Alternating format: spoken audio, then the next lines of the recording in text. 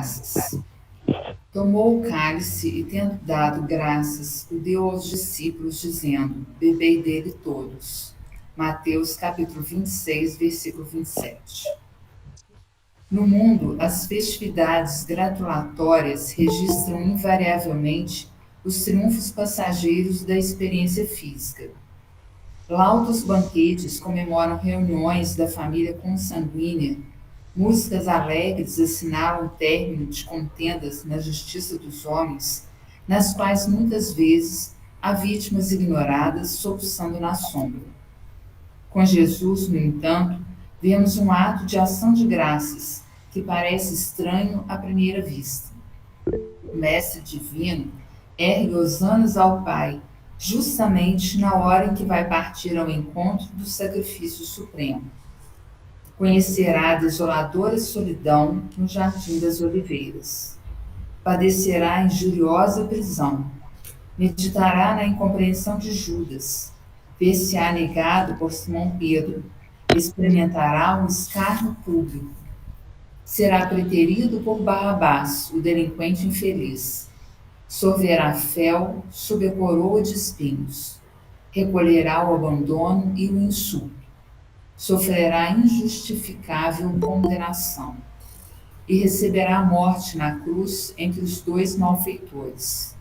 Entretanto, agradece. É que na lógica do Senhor, acima de tudo, brilham os valores eternos do Espírito.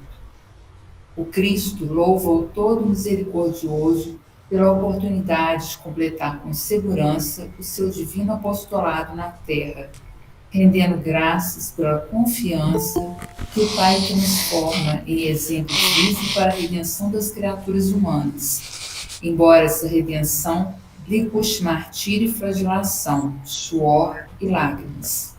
Não te percas, desse modo, em lances festivos sobre pretensas conquistas na carne, que a morte confundirá hoje ou amanhã, mas no turbilhão da luta que santifica e aperfeiçoa, saibamos agradecer os recursos com que Deus nos aprimora para a beleza da luz e para a glória da vida.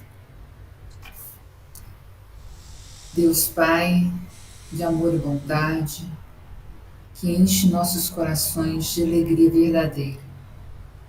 Agradecemos, Senhor, o momento de estarmos aqui juntos, no propósito de compreender as palavras certeiras desse novo apóstolo chamado Paulo. Que possamos também, com os textos aqui estudados, Senhor, transformarmos como Paulo se transformou em direção a Ti. Abençoa cada um dos aprendizes que aqui estão e que possamos juntos construir um conhecimento espiritual mais valioso. Abençoa os companheiros que não estão conosco hoje, mas que estarão em nossos corações por todo sempre. Que assim seja. Assim seja. Muito obrigado, Joel. Muito bem, gente. Vamos continuar a nossa viagem para as cartas de Paulo. Vamos iniciar o capítulo 8, conforme nós já colocamos até na semana passada. E repetir só algumas considerações que a gente tinha falado no finalzinho do estudo lá, né? Que esse capítulo 8 é uma das cartas mais inspiradoras que Paulo nos deixou. Tá? É uma carta que ela começa iniciando em um determinado tom e ela fecha num tom totalmente diferente. Mas sem deixar de ser bonita, misericordiosa, tá? Com uma firmeza que é peculiar do espírito de Paulo, né? Então, vamos adentrá-la. Vamos lá. Ô Jane, se minha Bíblia estiver diferente, você fala, tá? Tá. Versículos 1 a 4. A BJ do 1 ao 13, ela denomina aí a vida do espírito, né? Em verdade, ele vai fazer alguns contrastes entre espírito e carne.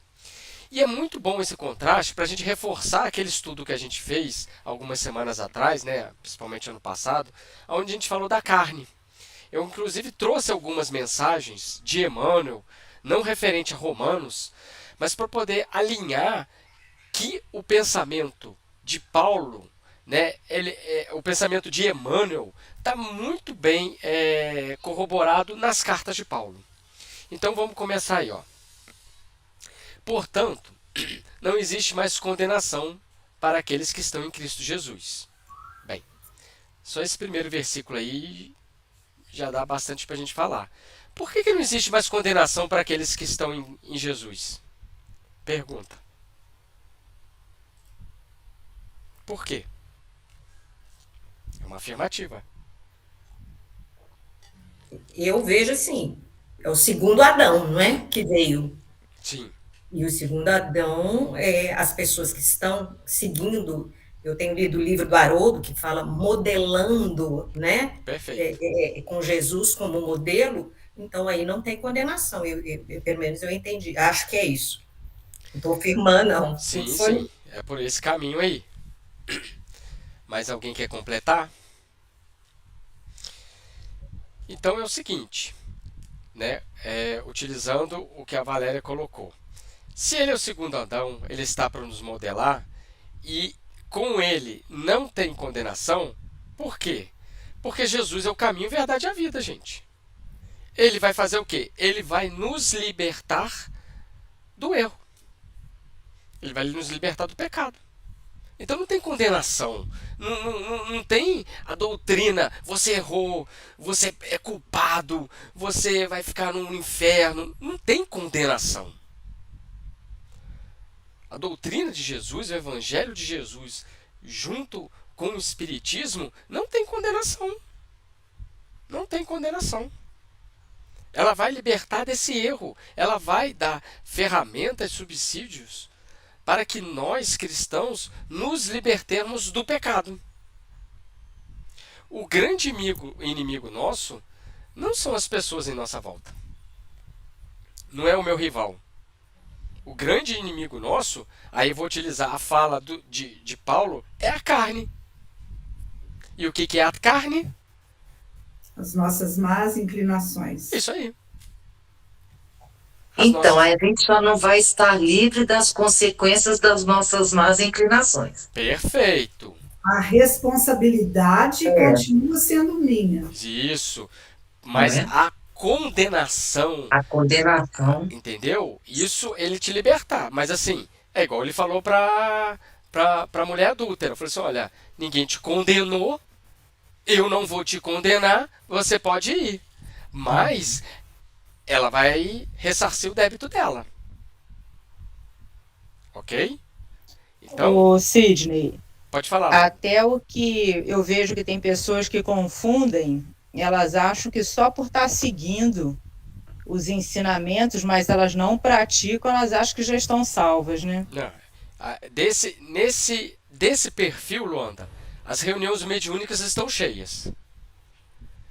Desse perfil, as reuniões mediúnicas estão abarrotadas de espíritos que vêm, que falaram que doaram dízimo para a igreja, que doaram herança, que doaram isso, e que não sei o que, e foi prometido o reino dos céus, e assinou o livro, e o padre foi lá e falou. E o que acontece com essas pessoas? Elas não trabalharam a si mesmas. Elas trabalharam o quê? O exterior.